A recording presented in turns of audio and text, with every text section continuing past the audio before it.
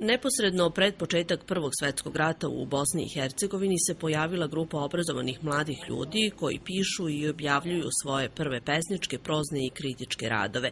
Među pripadnicima Mlade Bosne su bili i Ivo Andrić i Gavrilo Princip, koji su nama danas više poznati iz drugih oblasti delovanja, ali su tu bila i druga manje poznata, a izuzetno značajna imena.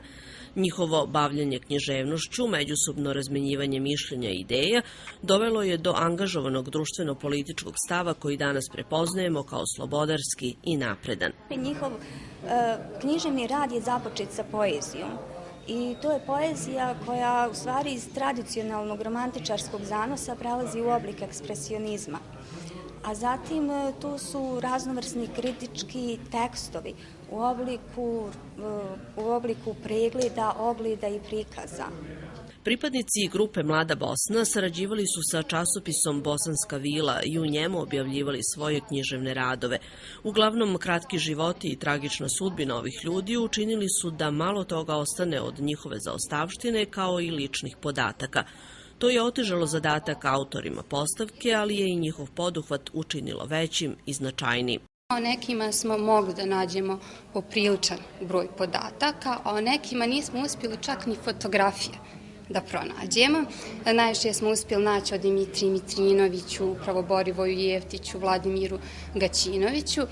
Literaturu smo prikupljali od autora koji su upravo bavili književnim političkim prilikama koje se dešavalo početkom 20. vijeka.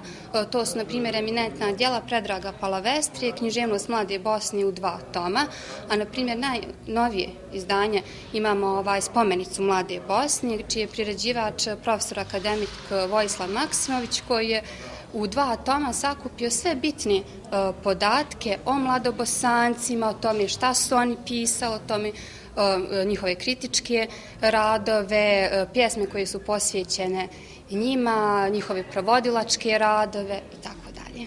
Postavka Književnost Mlade Bosne ima za cilj da osvetli dela pojedinaca koji su imali istaknuto mesto u vremenu u kome su živjeli i stvarali, a koji su danas malo poznati široj javnosti.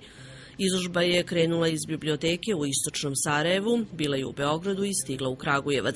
Zanimljiva je i izuzetno važna za upoznavanje sa ukupnim društvenim prilikama i aktivnostima intelektualaca u Bosni i Sarajevu pred Prvi svetski rat, za čiju je 100-godišnjicu i upriličena.